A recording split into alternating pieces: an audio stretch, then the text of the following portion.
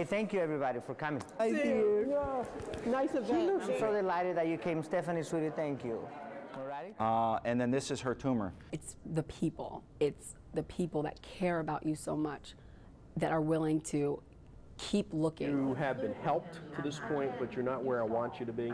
When something looks just a little bit off, they will keep searching, they will keep looking until they find what is wrong, and they take care of it every single time. This is actually one of these cases in where we are removing a tumor, a very complex. I was diagnosed with a craniopharyngioma, a tumor that had surrounded the stalk between my hypothalamus and pituitary gland and wrapped itself around the carotid arteries and was applying pressure to my optic nerves. And I noticed what I thought was a blind spot when I was driving. I had the pituitary tumor.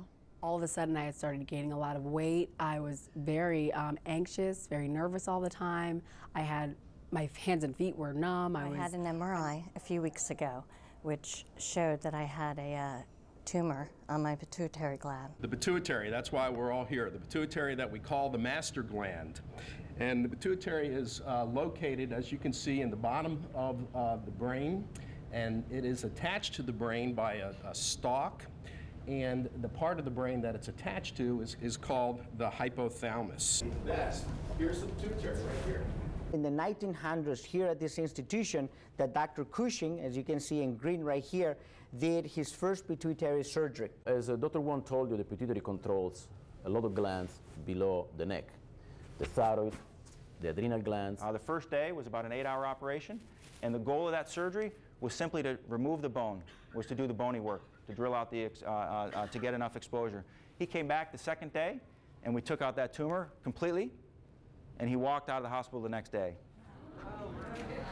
If you imagine this is your pituitary tumor or pituitary tumor cells, and let's say this is your normal tissue around it, let's say your brain and your vision nerve, you hope to deliver radiation right to the tumor to kill the tumor without touching the normal cells around it. And that's the principle of stereotactic radiosurgery. The goal is to replicate in mice what we see in the patient. The most important thing for us is obviously our patients' outcomes and how well we try to make sure that you do well after your management of any pituitary disorders, either through medical management or surgical management. It's good to be in the center where you have, you know, a whole team, like they were saying, a village of people that can actually, that you can talk to and interact with. The bedside manner of these doctors is phenomenal. You gotta come back and see. You look good. Your mom came with you or not? Yeah, she's fine. It's like nothing I've ever seen before.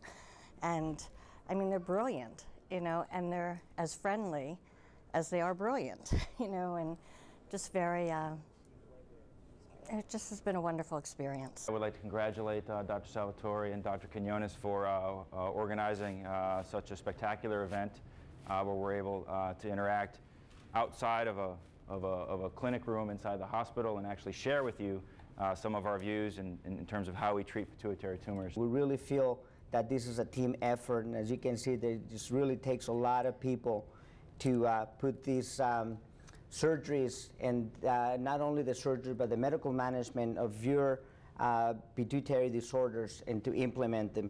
And we're very honored to be part of that. Very family-oriented. You feel like that, you know, they care about you, that you're not just a number. I have learned so much. This was so worth it. Everything was explained, you know, at a level that you could understand. You know, she looks great. I'm just so proud of you. I'll see you in November. Yeah? Yeah. I'm going to try to make one of those appointments. I know. Yeah. You know, your family was right behind you the whole time. I know. You know? I brag about them all the time because I don't know if anybody else could have done it as well as they did. They are a fabulous team. They know how to make you feel comfortable. They know how to speak to you in your terms. I made the remark to my wife after our initial visit with Dr. Quinones that it was the first time that I felt like a person and a patient. Prior to that, I had been treated as a tumor and a case to be solved by other surgeons. It's very, very good. I mean, you feel comfortable. You're with people that are on the cutting edge and that know what they're doing. going to get emotional.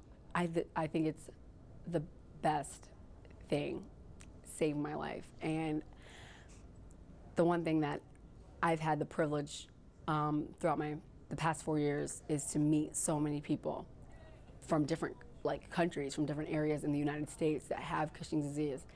And I always tell them that Johns Hopkins, you can't find a better place to go. I feel truly blessed that I was given the opportunity to be treated at Hopkins.